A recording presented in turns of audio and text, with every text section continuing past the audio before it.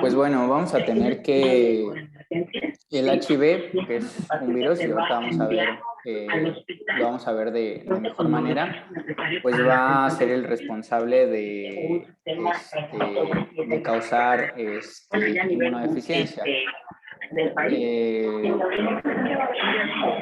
Bueno, ahorita pasamos a... ¿Me puedes dar la siguiente, por favor?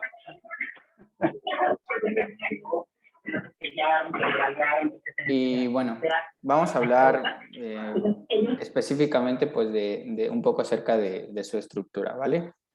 Pues como podemos observar, va a tener algunas glucoproteínas importantes como GP120 y GP41. Va a tener una integrasa que también va a ser conocida como P32. La vamos a ir viendo un poquito más adelante. Va a tener una P17 que va a ser la de matriz, una P24 que es la de cápside. Esta la acaban de integrar en la ELISA de quinta generación. Una transcriptasa inversa, la famosísima que también se llama P64, para pasar de RNA a DNA. El complejo de histocompatibilidad, una proteasa para escindir después de que se libera el virus por gemación. Y vamos a tener que este virus pues va a ir en complejos, o sea, van a ir dos por cada partícula viral que se libere por gemación o por lisis, pues se van a liberar dentro de la cápsula, pues van a ir dos moléculas de RNA. Y bueno, vamos a tener que pertenece a la familia Retroviridae y se va a clasificar, bueno, entra en la subfamilia de los Lentiviridae, lenti de lento, ¿no? Que tiene un periodo de latencia, pues que va a ser lento para que se desarrolle la enfermedad. Y pues como habíamos comentado, es monocatenario de cadena positiva. Y como dato curioso, pues el señor Baltimore pues dijo en 1975 pues que el dogma central de la biología pues no era como lo teníamos planteado, y él dijo pues esto pasa en HIV, y pues gracias a él se descubrió la transcriptasa inversa. ¿Te puedes dar la siguiente, por favor? Y bueno, vamos a tener que en general esta familia va a tener varios genes, y los virus que lo conforman pues van a tener genes en común, como podemos ver GAC, IN, POL. Todos estos virus los van a tener, y van a tener también genes específicos. Ya hablando de nuestro virus, pues para HIV, por ejemplo, tenemos el gen NER, que va a hacer que disminuyan los CD4 en la superficie celular, y también va a facilitar la activación de los linfocitos T y pues la progresión, y va a facilitar la progresión hacia SIDA. Y así podemos ir analizando cada uno de los genes que tenemos para HIV. También tenemos a BPU, a BPR. Específicamente nosotros estamos hablando de HIV-1, porque es el que afecta principalmente al continente americano. Y el HIV-2, si bien es importante, es un poco menos letal. Y la diferencia entre HIV-1 y HIV-2 es este gen. En HIV-1 presenta BPR y en HIV-2 pues BPX, que cambia completamente pues muchas de las cosas por las que causa daño. Y pues aquí podemos ver cómo es, de qué tamaño es. Tiene 9000 kilobases y pues los genes, ¿no? El orden de cada uno de los genes que están acá. ¿Le puedes dar a la siguiente, por favor?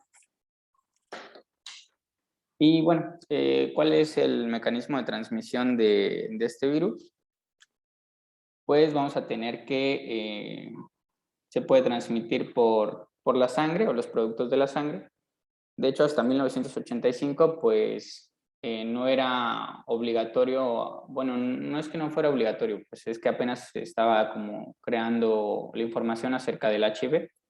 Entonces, pues los pacientes que tenían más riesgo o que contrajeron HIV, pues fueron hemofílicos, que necesitaban pues los productos de la coagulación, personas que recibieron también trasplantes y sangre en general por algún, no lo sé, shock o algo así. Pues se pudieron llegar a infectar. Hoy en día es muy poco común se hace un tamizaje de ley. También las personas que utilizan drogas por compartir las jeringas. De hecho, hoy en día pues hay bastantes campañas para ir cambiándoles las jeringuillas a las personas que consumen drogas. De hecho, el 80% de las personas de Nueva York que viven en la calle y utilizan drogas, pues están infectados con HIV, son seropositivos. También, pues, por alguna herida abierta o por la exposición a las membranas mucosas en los trabajadores de la salud, los tatuajes cuando se realizan y el lugar donde se realizan pues no son los adecuados, y pues la vía sexual, ¿no? Ya sea anal o vaginal, y también vamos a tener la transmisión perinatal. Puede haber transmisión intrauterina, transmisión durante el parto y transmisión a través del amamantamiento. De hecho, en esta parte, pues aproximadamente el 37% de las madres que dan lactancia y son HIV positivas, bueno, el recién nacido tiene, en el transcurso del amamantamiento, tiene 37% de llegar a ser HIV positivo. En otros países, en países pobres como los de África, pues el riesgo-beneficio de de amamantar a tu hijo o no darle, sabiendo que es su único alimento, pues, o sea, prefieren dárselo y les dan tratamiento antirretroviral, porque si no, pues, o sea, prácticamente pues no podrían subsistir. Entonces, pues se evalúa el riesgo-beneficio, pero pues depende de cada país. Y pues también tenemos las rutas que no involucran transmisión, pero bueno, esas no las vamos a ver. ¿Le puedes dar la siguiente, por favor? Bueno, antes de pasarnos al ciclo vital, pues es importante recordar que vamos a tener las células que principalmente se van a afectar en HIV, van a ser los linfocitos T, específicamente los CD4, los monocitos y los macrófagos, y las células dendríticas. ¿Por qué? Porque ellas tienen el tropismo celular, es decir, tienen los receptores necesarios para que el virus entre. Entonces, el virus, para que pueda entrar a la célula, necesita un correceptor. Para esta infección, pues va a necesitar dos. CXCR4, que está principalmente expresado en las células T, y CCR5, que estaba expresado principalmente en los monocitos, en las células dendríticas y en los macrófagos, ¿no? Entonces, es necesario que pues, el TCR se una con la GP120 que habíamos visto y forman adherencia, y después el receptor de quimiosinas, que es este o este, pues hacen que la partícula viral pues se fusione. Y aquí podemos ver el ciclo vital del HIV, en el cual pues va a venir el HIV, se va a unir a través de las proteínas G120 y ¿sí ven mi cursor? O No, no se va a ver. no, ¿verdad? Bueno, en el lado superior superior derecho, pues está el ciclo vital. Pues bueno, al principio llega el virus y por GP120 se une al receptor CD4 o CXCR4, perdón, al receptor, al TCR, y aparte se tiene que unir al correceptor. Y una vez se une, pues la nucleocápside puede ser liberada, y en el citoplasma pues está el RNA del virus, ¿no? Entonces, el virus lleva pues a sus proteínas esenciales para que cuando llegue a la célula que tiene el tropismo celular, pues pueda infectarla. Es decir, lleva su integrasa, lleva su retrotranscriptasa, y en este caso la retrotranscriptasa sintetiza una cadena de DNA y después se degrada esa misma cadena de RNA y se vuelve completamente una cadena de DNA pues lineal, pero no va a estar integrado. Para esto va a necesitar otra proteína y pues esta proteína la va a meter al núcleo, y ya en el núcleo se puede integrar a nuestro genoma y ya se llama provirus cuando se integra a nuestro genoma. Ya después, cuando nuestra célula entra en mitosis o cuando se activa por algunas señales, pues empieza a producir, empieza a transcribir proteínas y dentro de las proteínas que transcribe, pues se transcriben las proteínas de nuestro virus. Y pues lo que ya sabemos, ¿no? Se procesa y se empaca. ¿Le puedes dar a la siguiente, por favor? Bueno, con respecto a la epidemiología, pues al día de hoy ha habido más de 70 millones de personas que han sido infectadas con HIV.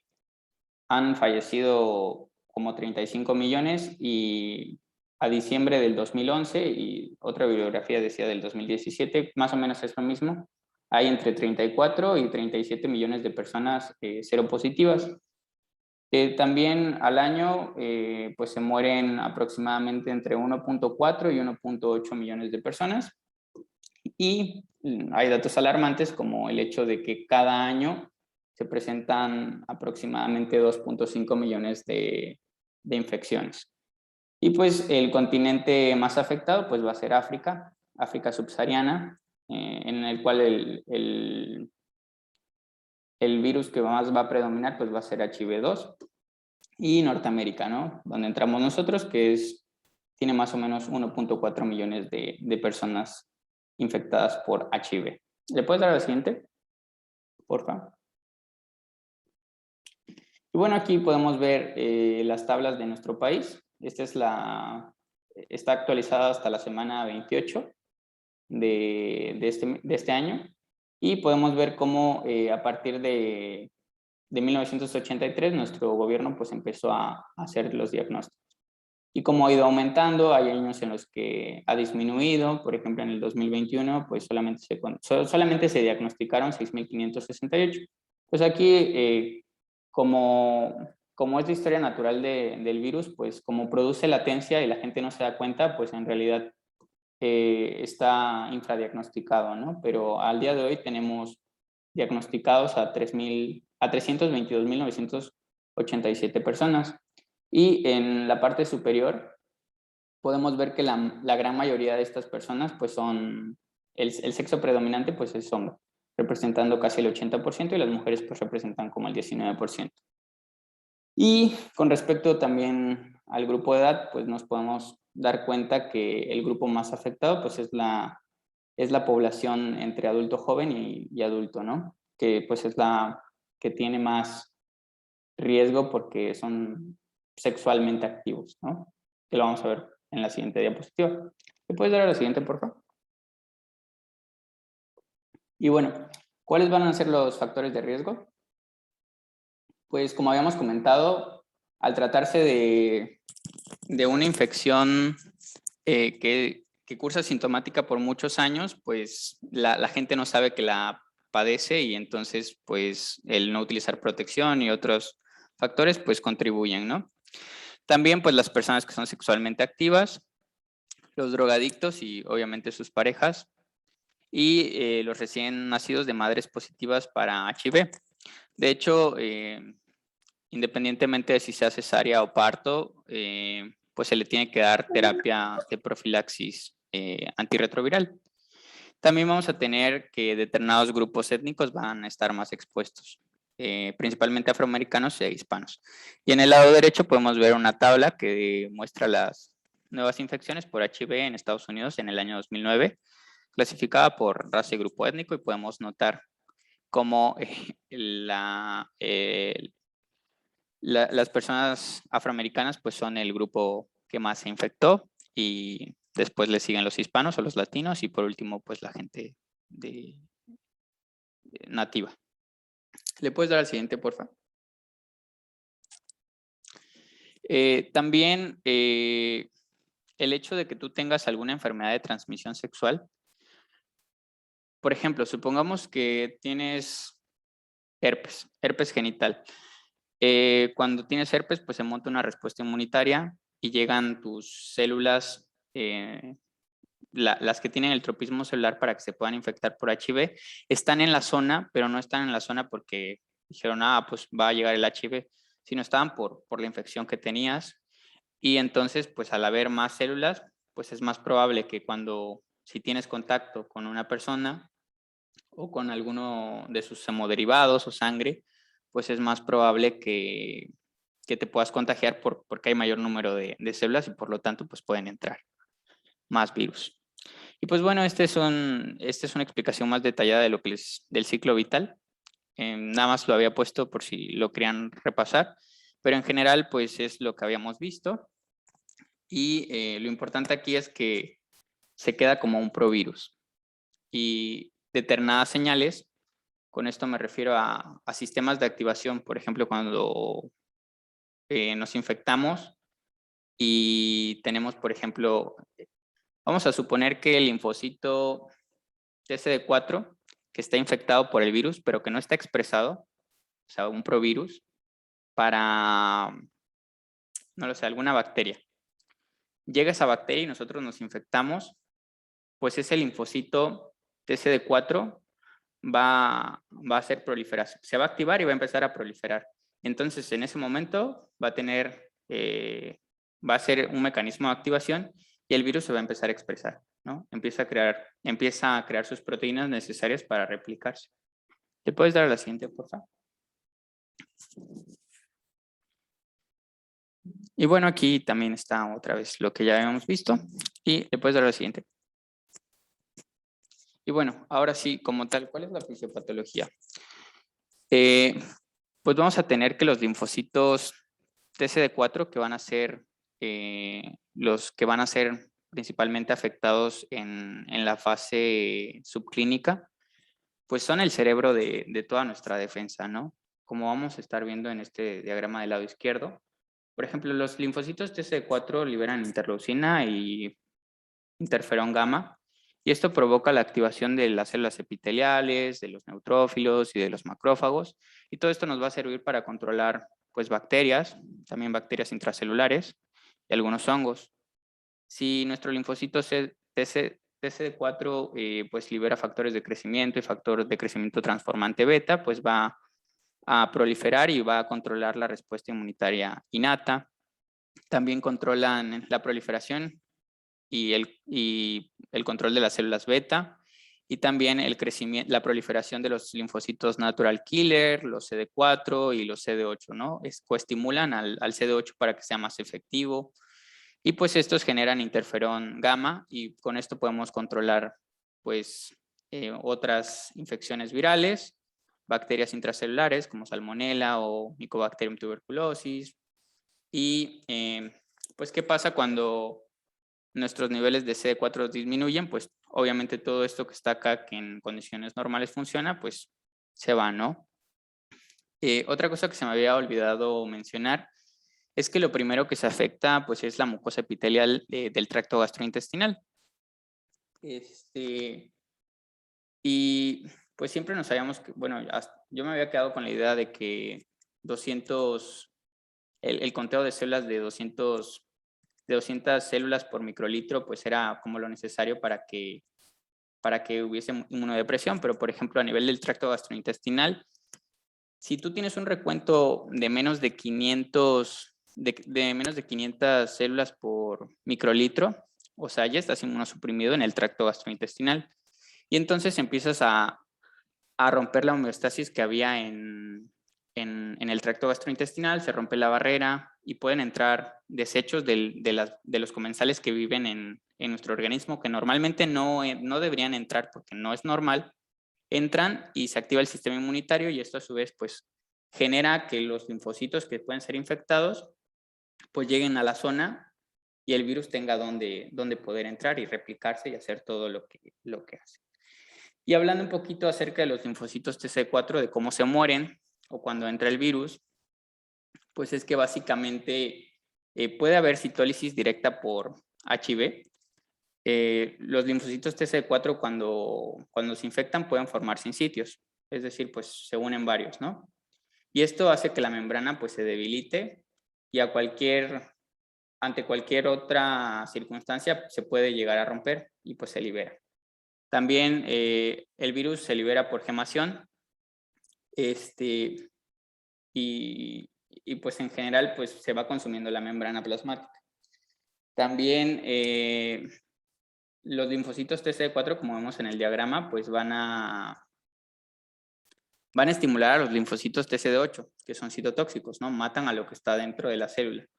Entonces los CD8 pues también van a matar a tus linfocitos TCD4, entonces hacen que disminuyan. Y aparte hay otra cosa que se llama piroptosis, ¿no? Que es una variación de la apoptosis, que básicamente es cuando el linfocito TCD4 tiene muchas copias del genoma en DNA que no se integró al genoma de nosotros, pues dice, oye, ¿por qué tengo esto? Pues me voy a apoptosis. Y entonces activa RAS y RAS ligando y se muere. Y por eso es que disminuyen los niveles, como podemos ver en el lado de la derecha, en el cual vamos a tener 3 estadios, el estadio 1, el estadio 2 y el estadio 3. Esto es de los norteamericanos. Normalmente en general en el mundo se utiliza una clasificación que es A, B y C. Y bueno, podemos observar en amarillo, pues van a estar los virus, la primoinfección, en la cual pues vamos a tener AP24, que esto se puede detectar por ELISA de quinta generación, y vemos cómo nuestros linfocitos vamos a tener una inmunodepresión temporal y después como que se vuelve a restaurar, y si no recibe tratamiento el paciente y si no es diagnosticado a tiempo, pues la función inmunitaria, por los mecanismos que acabo de explicar de por qué se destruye la célula, pues se van a ir acabando todas las clonas y todo nuestro repertorio que tenemos pues en los ganglios linfáticos y en los diversos órganos donde se almacena.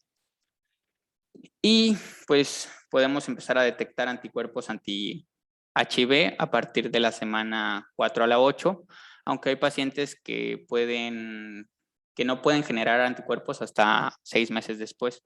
Entonces estos pacientes pues podrían estar infectados y no lo sabrían y podrían infectar pues a más personas. Y pues ya cuando pasamos de la primoinfección, que es el estadio 1, pues va a haber una linfadenopatía crónica, es decir, el virus como tal en tu sangre ya no va a estar, o va a estar en pequeñas cantidades, pero va a estar en tu ganglio y va a estar causando alteraciones tanto estructurales como funcionales. Es decir, está acabando con tus linfocitos. Y es por eso que va disminuyendo en el estadio 2. Y ya por último hasta llegar al estadio 3, que es la fase de SIDA, que vamos a ver en un ratito. ¿Te puedes dar a la siguiente, por favor? Y bueno, este es un pequeño diagrama en el cual pues, se plantea la infección, las células que se pueden infectar, células dendríticas, macrófagos que expresan los correceptores y los receptores que habíamos mencionado. En la parte derecha pues dice el tiempo. Después menciona que la infección latente pues va a quedar en los nódulos linfáticos, donde se va a destruir y van a empezar a disminuir la cantidad de linfocitos T, hasta que pues se pierde el control y pues empieza a haber una gran cantidad de viremia y el número de linfocitos TCD4 pues disminuye y por lo tanto pues los linfocitos TCD8 pues tampoco reciben coestimulación de estos y empiezan a fracasar en las cosas que tienen que hacer. Y pues se crea una inmunodeficiencia severa en la cual pues puede haber infecciones oportunistas y la activación de virus latentes y de algunos cánceres porque pues no hay quien los mate. Pero esto se da pues en años. ¿Le puedes dar al siguiente, por favor? Y bueno, esto es la clasificación que había mencionado, que se clasifica, va a ser para las células CD4 y va a estar A, B y C. Y dependiendo de la cantidad de células que se contabilicen, pues vamos a clasificarlo en alguno de estos 9 estadios que existen. Y pues acá también te menciona como qué otra cosa, aparte de las células TCD4, pues puede ir qué otras cosas pueden ir acompañando pues a la alteración en las células, ¿no? ¿Le puedes dar a la siguiente, por favor? Y bueno, hablando de la primoinfección, pues vamos a tener que se da más o menos como a partir de la segunda semana después del contagio. Esto sucede aproximadamente en el 40 al 90% de los pacientes. Y en la mayoría de los pacientes, pues esto pasa inadvertido porque se puede llegar a confundir con un síndrome vírico agudo o con un síndrome o con una mononucleosis. Y pues algunos de los síntomas y signos pues son fiebre, mialgias, exantemas. Estas pueden aparecer hasta 3 meses después de la infección, sudoración nocturna y artralgias. ¿Hasta aquí tienen alguna duda? No. No, no. No, todo bien. ¿Le puedes dar la siguiente, por favor? Bueno, ya pasando a lo que es el diagnóstico para el VIH, pues vamos a tener que existen muchas pruebas diagnósticas para poder detectar una infección por este virus. Estas pruebas se pueden clasificar en dos, se pueden clasificar en métodos indirectos y en métodos directos. Los métodos indirectos van a ser aquellas pruebas que van a detectar antígenos principalmente o anticuerpos que se producen durante la infección del VIH. Es decir, van a detectar anticuerpos anti-VIH o van a detectar antígenos como por ejemplo las proteínas de la cápside, GP120, GP41, entre otros antígenos que tiene el virus. Y los métodos directos van a ser aquellos que, como su nombre lo dice, va a identificar como directamente al virus. Se van a obtener, por ejemplo, muestras de células y se va a hacer, por ejemplo, una PCR en la cual pues directamente se va a ver al virus, al genoma del virus y se va a detectar. Usualmente las que más son utilizadas en México y en la mayoría del mundo, pues son los métodos indirectos, son los que van a detectar los antígenos y los anticuerpos, como por ejemplo los enzimoinmunoensayos, que son la ELISA, y también el Western blot, que son los que va a detectar pues los antígenos del VIH, como aquí se los estoy mostrando en una imagen, que ahorita les voy a explicar. Y también de los métodos directos, el único o el más utilizado, por así decirlo, pues es la PCR, en dado caso de que los dos anteriores sean, o no tengan resultados como confirmatorios, ¿no? Entonces, bueno, el primer diagnóstico, o primer prueba diagnóstica que más se utiliza, pues va a ser la ELISA, que es el ensayo por inmunoabsorción ligado a enzimas. Es la imagen que les puse aquí en la derecha, donde dice HIV 1 y 2, positivo, negativo, inválido. Usualmente estas pruebas son pruebas rápidas. Bueno, hay de diferentes generaciones, ¿no? Hay encima ELISA de primera generación, de segunda generación, y la más actual es la cuarta y quinta generación. Mientras más generaciones, más proteínas o más antígenos del VIH va a poder detectar y mayor va a ser su sensibilidad. Y bueno, como les estaba comentando, estas pruebas son usualmente pruebas rápidas que se pueden tener en el consultorio, que se pueden tener en cualquier hospital, en cualquier centro de salud, y pues se va a tomar una muestra de sangre, se va a colocar en la prueba y pues va a decir si es positiva, si es negativa o bueno, también a resultados inválidos y en este caso pues se tienen que repetir. Y bueno, hay un algoritmo que ahorita les voy a explicar para poder como hacer la confirmación del diagnóstico por VIH, pero bueno, en términos como resumidos, si una prueba ELISA es positiva, se va a tener que repetir otra prueba ELISA, ya que esta no va a tener tanta sensibilidad. Y bueno, en dado caso de que la segunda prueba ELISA igual salga positiva, ahora sí va a haber una indicación para que se pueda hacer una prueba Western blot, que es el gold standard, para la confirmación por VIH, de infección por VIH, que es la prueba que les muestro aquí abajo a la izquierda, que bueno, son usualmente, bueno, se usa una técnica de electroforesis en gel, en la que va a haber un control negativo, es decir, una prueba en la que va a ser negativa de VIH, un control positivo, que va a ser una prueba que sí es positiva para VIH, y pues la muestra de nuestro paciente. Y se van a comparar las bandas, la densidad de las bandas. Si una banda, por ejemplo, es muy densa, por ejemplo, en esta que es GP160, significa que hay anticuerpos que están atacando a ese antígeno. Entonces, mientras más se parezca, por así decirlo, la muestra del paciente al control positivo, pues más criterios vamos a tener para poder decir que nuestro paciente tiene VIH. Y en dado caso de que, por ejemplo, no bueno, se puede salir positiva la Western blot, puede salir negativa o puede salir indeterminada. Si sale indeterminada, es decir, que salen pocas bandas o bandas inespecíficas que no son tan específicas como GP120, GP41, pues podemos hacer una PCR para poder confirmar la infección. Aquí les estoy poniendo toda la cantidad de pruebas diagnósticas que existen para VIH, que son los métodos indirectos como las técnicas inmunoenzimáticas, que son las ELISA, otras técnicas como de aglutinación, dot blot, inmunocromatografía, Y también las confirmatorias, que son pues la Western blot, inmunofluorescencia indirecta, radioinmunoprecipitación o inmunoensayo lineal, que pues la más usada es la Western blot, es el gold standard. Y también hay otros métodos directos como el cultivo vírico, la detección de antigenemia del antígeno P24, detección molecular de ADN provírico y ARN vírico, como es la reacción en cadena de la polimerasa, la PCR, una ramificación de ADN y amplificación basada en la transcripción o TMA, que pues como les vuelvo a decir, las más utilizadas son la ELISA, ya que es una prueba rápida, la Western blot porque es el gold estándar, y en dado caso de que el Western blot salga indeterminado, pues ahora sí se puede hacer una PCR. Y es, bueno, esto que les expliqué, pues básicamente viene en este diagramita. Si tenemos una ELISA positiva, pues está indicado que se haga otra prueba ELISA, ya que como no tiene tanta sensibilidad, va a requerir por lo menos de 2 para poder como acercarnos un poco más al diagnóstico. En dado caso de que la primera ELISA o la segunda ELISA, o sea, si la primera ELISA sale negativa o la primera ELISA sale positiva y la segunda sale negativa, pues lo que está indicado es repetir la misma prueba a los 3 a 6 meses con indicación. Se va a repetir la prueba, se va a repetir el mismo proceso, y si, por ejemplo, después de 3 a 6 meses se realiza la prueba de ELISA o en la primera vez que se realiza las 2 veces salen positivas, pues ahora sí vamos a realizar una Western blot. En dado caso de que la Western blot salga positiva, pues ya podemos tener el diagnóstico certero de infección por VIH. Si sale negativa, vamos a hacer una ELISA para VIH2, ya que sabemos que tenemos dos diferentes serotipos, VIH1 y VIH2.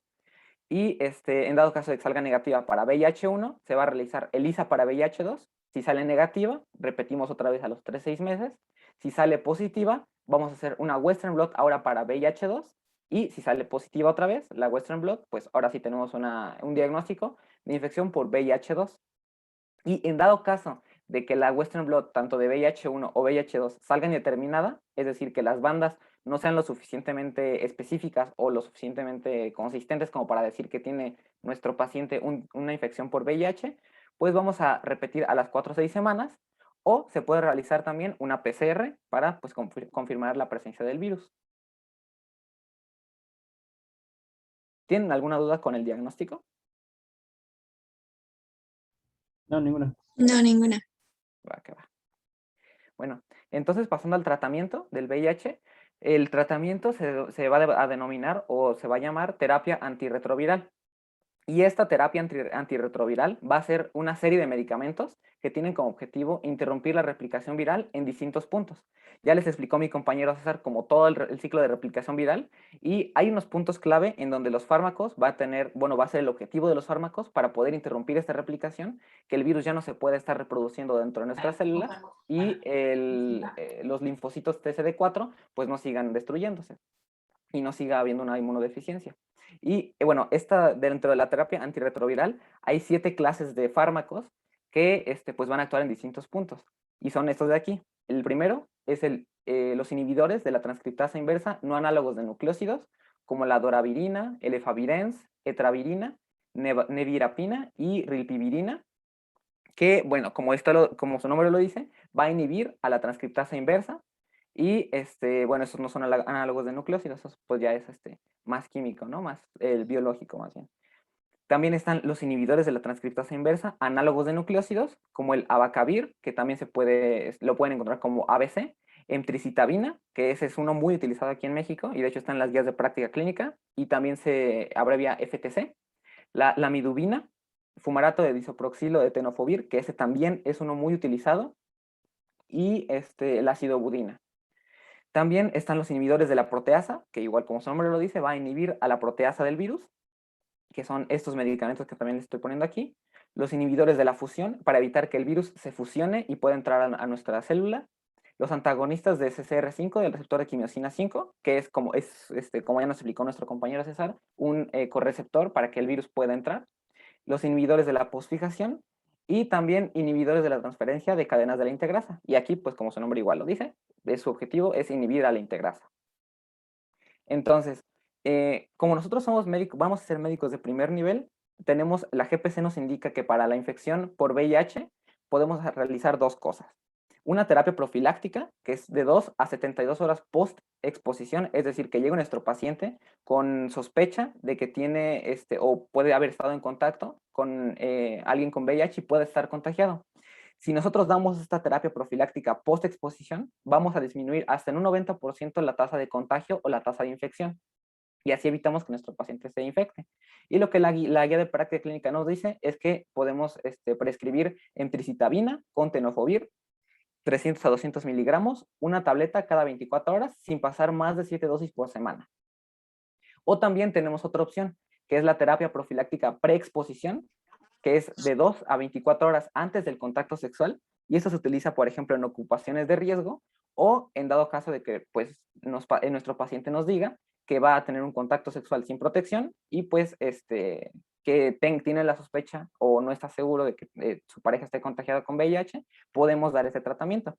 Igualmente va a disminuir hasta en un 90% la tasa de contagio, y en la variante o la variación en nuestro tratamiento preexposición va a ser que va a ser una tableta dosis única, igual va a ser de intricitabina y tenofovir. Y en relaciones homosexuales entre hombres se puede dosificar a doble dosis, ya que existe un riesgo mayor de poder contagiarse.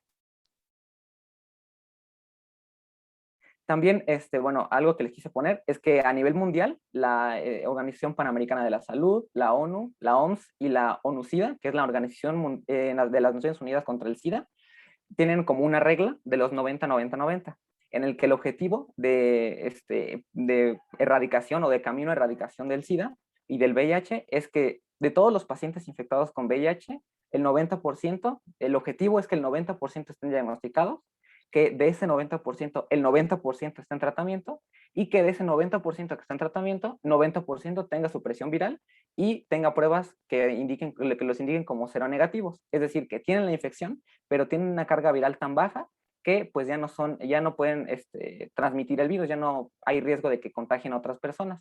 Y esto pues se logra con un debido control y un debido tratamiento del VIH. Y también otra cosa importante, pues es que el 1 de diciembre, que de hecho ya está pronto, es el Día Mundial de la Lucha contra el VIH-Sida, que de hecho hay muchas marcas comerciales que se unen a este Día Mundial y pues sacan sus productos red, no sé si los han visto, que son como, pues en inglés red es rojo, entonces por eso el listoncito es rojo, y sacan muchos productos los cuales los fondos pues van para fundaciones de la lucha mundial contra el SIDA. Y bueno, para la prevención del VIH, pues principalmente va a ser la implementación de campañas con difusión de medidas preventivas y haciendo énfasis en reducir las prácticas sexuales de riesgo y pruebas de detección oportuna. Principalmente en cuanto a prácticas de riesgo, estamos hablando de prácticas sin protección. Y de hecho, aquí en esta enfermedad, lo principal es que los pacientes y en general la comunidad aprenda a utilizar el condón masculino de forma rutinaria y de forma correcta en la guía de práctica clínica dice en parejas heterosexuales, pero pues en general, en parejas heterosexuales y homosexuales. Se debe de utilizar el condón, debemos de educar a la población para que sepan cómo se puede utilizar y cómo se debe utilizar, ya que es un método de prevención de barrera, es el único método de prevención que puede prevenir ese tipo de infecciones de transmisión sexual, ya que los demás pues son más encaminados a la anticoncepción. Y es un método muy efectivo, pero su efectividad puede variar mucho si los pacientes o las personas no saben utilizar bien el condón. Es decir, puede haber, de hecho, una probabilidad de contagio o de embarazo desde un 34% por no saber utilizarlo, por tener una mala técnica de ponérselo, de cómo revisarlo, hasta de un 95-99% a los que se lo usan correctamente de protección. Entonces, es por eso que también otra medida de prevención pues son las campañas educativas sobre el uso adecuado del condón masculino en la población sexualmente activa con penetración vaginal y anal. Es por eso que se hacen en las escuelas, desde educación secundaria hasta educación universitaria, y es nuestro deber como profesionales de la salud dar campañas educativas acerca de esto para así poder disminuir la tasa de contagios, no solo de VIH, sino también de otras infecciones de transmisión sexual y también pues de los embarazos no planificados. También la guía de práctica clínica nos dice que un factor protector, no tanto como una medida de prevención, sino como un factor protector, es la circuncisión masculina en relaciones heterosexuales. Y pongo heterosexuales en negritas porque solamente indica que es un factor protector en ese tipo de relaciones. En relaciones homosexuales no hay evidencia que la circuncisión masculina sea un factor protector, es decir, no afecta en absolutamente nada. También otra medida de prevención pues es la terapia antirretroviral, en pacientes infectados, pues que va a disminuir el riesgo de transmisión a una persona sana. Que, bueno, esto no debe ser el único método de prevención. Debe de haber otro método, pues como el uso del condón masculino o femenino, los métodos de barrera. Y también otro método de prevención, pues es el que les platiqué, el tratamiento de profilaxis previa a la exposición y post-exposición, si es que ya ha estado expuesto, para así pues disminuir la probabilidad de infección. Y bueno, en cuanto a las complicaciones del VIH, que es las primeras 2 etapas de la infección, es que cuando el VIH va a alcanzar su última etapa en su historia natural, va a destruir prácticamente en su totalidad a todos los linfocitos TCD4 del cuerpo. Va a haber un conteo, ahorita lo vamos a ver, cuando expliquemos SIDA, va a haber un conteo de células menor a 200 por milímetro cúbico, pues va a desarrollar la principal complicación, que es el síndrome de inmunodeficiencia adquirida o el SIDA, del cual se van a derivar otras complicaciones que les vamos a platicar ahorita en un ratito, que se conocen como enfermedades oportunistas, que engloban tanto infecciones como incluso cánceres. ¿Hasta ahorita tienen alguna duda de la primera parte de la infección, que es el VIH? No. Yo tengo que dejarlos hasta aquí porque tengo una reunión ahorita ya a la 1:30. Seguimos mañana, por favor. Sí, doctor. Sí, está. Un tema rapidísimo. Traten de hacer clases un poquito más concretas, que están haciendo las clases muy largas. Que estén más concretas con los conceptos un poquito más definidos. Si no, en un solo tema necesitamos casi 40 minutos para poder aprovechar bien el tiempo, por favor. Mañana 11 de la mañana, ¿pueden todos?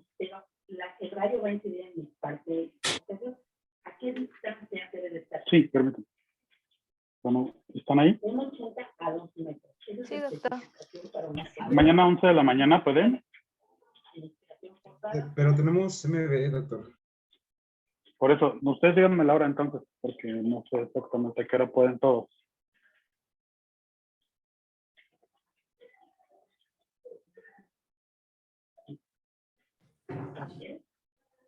Me mandan mensajín, me dicen a qué hora, por favor. Sí, doctor. A lo mejor. Sí, doctor. Sí, pónganse de acuerdo, ya me dicen, ¿va? Perfecto. Sí, gracias. Gracias. Hasta luego. Gracias, doctor. Bye. Hasta luego.